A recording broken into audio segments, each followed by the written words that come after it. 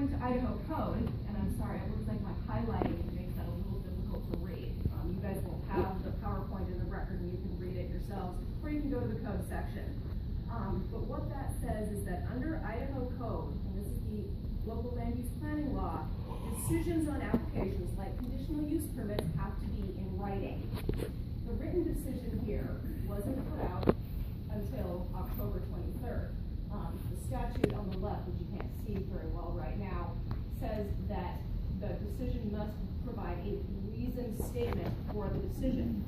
That didn't happen here on September 11th. That didn't happen until October 23rd, when Planning and Zoning issued an appropriately enough titled document called the reasoned statement. That's there on the right. Go to the next slide, Mark. Here we've got the reasoned statement, final page on the left with the signature showing the date, that wasn't until October 23rd.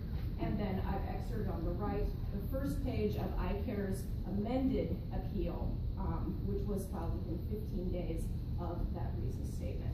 So whether the final decision was on September 11th and iCare's appeal was amended, or whether the final decision was on the 23rd, either way, iCare's appeal was timely.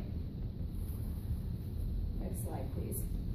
So, we've heard some discussion already about this concept of standing. The idea being, does iCare represent individuals who will be affected by this project and who are legally in a position to challenge the project? And the answer to that question is yes.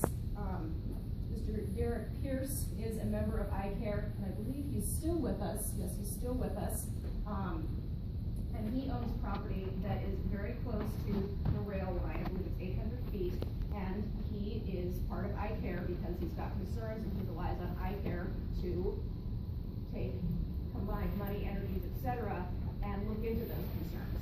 The same is true of Tina Hamilton. She could not be with us tonight because her husband is on a temporary job assignment in Oregon right now, but she is also a member of iCare, and she also has concerns. So iCare has standing through its members, and as Altamai's brief even indicated, an organization like iCare has standing when its members do. And that's all I want to say about that.